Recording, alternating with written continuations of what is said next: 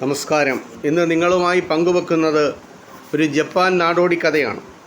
ആ കഥ ഇത്രമാത്രം. വളരെ കാലത്തിന് മുമ്പ് ജപ്പാനിലെ ഒരു ഗ്രാമത്തിൽ ഒരു യുവാവും ഒരു യുവതിയും താമസിച്ചിരുന്നു. അവർക്ക് എല്ലാവിധ സുഖസൗകര്യങ്ങളും ഉണ്ടായിരുന്നു. പക്ഷേ ഭാര്യാഭർത്താക്കന്മാരായ ആ യുവാവിനും യുവതിക്കും ഒരു കുഞ്ഞിക്കാല് കാണുവാനുള്ള ഭാഗ്യം മാത്രം അവർക്കുണ്ടായില്ല.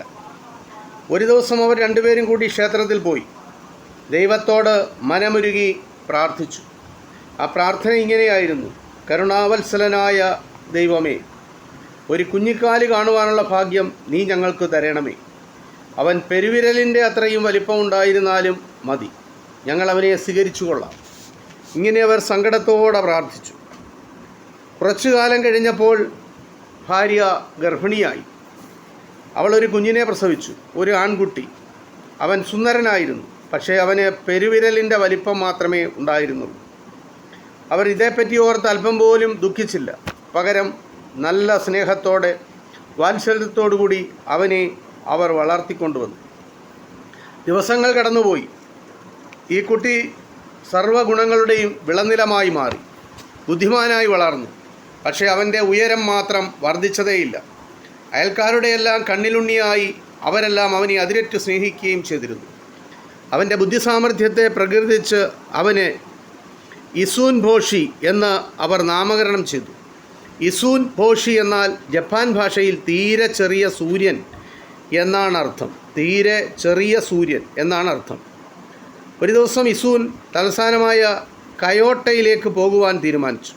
മാതാപിതാക്കളെ സമീപിച്ചവൻ പറഞ്ഞു: ഞാൻ കയോട്ടയിലേക്ക് പോകാൻ ആഗ്രഹിക്കുന്നു. അവിടെ പോയി സകല കലകളും പഠിച്ച് ഒരു സർവകലാ വല്ലഭനായി മടങ്ങി വരണമെന്നാണ് എൻ്റെ ആഗ്രഹം.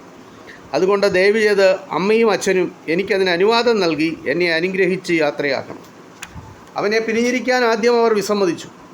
പിന്നെ മകൻ്റെ ഭാവിയെ കരുതി അവർ അവന് അനുവാദം നൽകി. തയ്യൽ സൂചി കൊണ്ട് ചെറിയ ഒരു വാൾ ഉണ്ടാക്കി.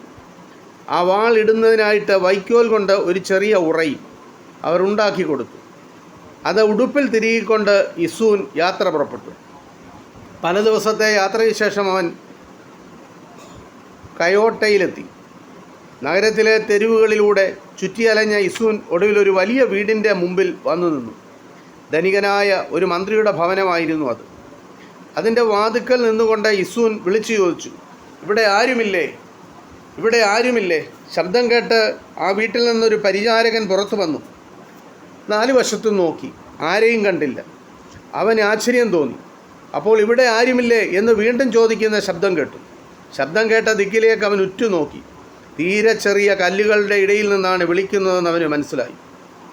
ഇറങ്ങിച്ചെന്ന് കുനിഞ്ഞ് 1-2 കല്ലുകൾ എടുത്തു മാറ്റി. നോക്കിയപ്പോൾ ഇസൂൻ അവിടെ നിൽക്കുന്നത് അവൻ കണ്ടു. അത്ഭുത പരതന്ത്രനായ അവനെ പൊക്കിയെടുത്ത് തൻ്റെ ഉള്ളം കൈയിൽ വെച്ചു നോക്കി. ഒരു സുന്ദരക്കുട്ടപ്പനായ കൊച്ചു മനുഷ്യൻ. പരിചാരകൻ ഇസൂനെ കൊണ്ടുപോയി മന്ത്രിയുടെ ഉള്ളം കൈയിൽ നിർത്തി. അതിൽ നിന്ന് ഇസൂൻ ശിരസ് നമിച്ച് മന്ത്രിയെ പ്രണമിച്ചു. ഇത് കണ്ട് വളരെ സന്തുഷ്ടനായ മന്ത്രി അവനെ തൻ്റെ ഭവനത്തിൽ തന്നെ താമസിക്കുവാൻ അനുവദിക്കുകയും ചെയ്തു. ഇസൂൻ ഭോഷിയുടെ ശരീരഘടനയെ അവൻ്റെ ബുദ്ധിചാതുര്യവും ആ വീട്ടിലെ സർവ്വ ആളുകളെയും ആകർഷിച്ചിരുന്നു. അവരുടെയെല്ലാം സ്നേഹാദരങ്ങൾക്ക് അവൻ പാത്രീഭൂതനാവുകയും ചെയ്തു. അതിൽ പ്രത്യേകിച്ച് മന്ത്രിയുടെ പുത്രിക്കാണ് അവനോട് ഏറ്റവും സ്നേഹം തോന്നിയത്.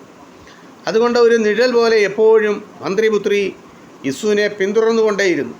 ഒരു ദിവസം മന്ത്രികുമാരി ക്ഷേത്രത്തിലേക്ക് പോയി. ഇസൂനും അവളുടെ കൂടെ പോയി. പ്രാർത്ഥിച്ചിട്ട് മടങ്ങി വരുമ്പോൾ വഴിയിലിരുന്നിരുന്ന 2 ഭൂതങ്ങൾ മന്ത്രികുമാരിയെ തട്ടിക്കൊണ്ടുപോകാൻ ശ്രമിച്ചു. രാക്ഷസന്മാരാണവർ. ഉത്തരക്ഷണത്തിൽ ഇസൂൻ തൻ്റെ വാൾ ഊരിക്കൊണ്ട് ഗർജിച്ചു: അവളെ തൊട്ടുപോകരുത്, ഞാനാണ് ഇസൂൻ ഭോഷി, മന്ത്രികുമാരിയുടെ കാവൽക്കാരൻ. ആ രാക്ഷസന്മാരിൽ നിന്ന് രാക്ഷസന്മാരിൽ ഒരാൾ അവനെ കയ്യിലെടുത്തു അപ്പാടെ വിഴുങ്ങിക്കളഞ്ഞു. ഉള്ളിച്ചെന്ന ഇസൂൻ തൻ്റെ വാൾ കൊണ്ട് ആ രാക്ഷസൻ്റെ വയറിൻ്റെ പല ഭാഗത്ത് കുത്തി പരിക്കേൽപ്പിച്ചു. വേദന അസഹ്യമായപ്പോൾ അവനെ കക്കിയെടുത്ത് പുറത്തേക്ക് തുപ്പിക്കളഞ്ഞു ആ രാക്ഷസൻ. ഉടനെ മറ്റേ രാക്ഷസൻ കുനിഞ്ഞ് ഇസൂനെ ഞെരുക്കാൻ ആരംഭിച്ചു.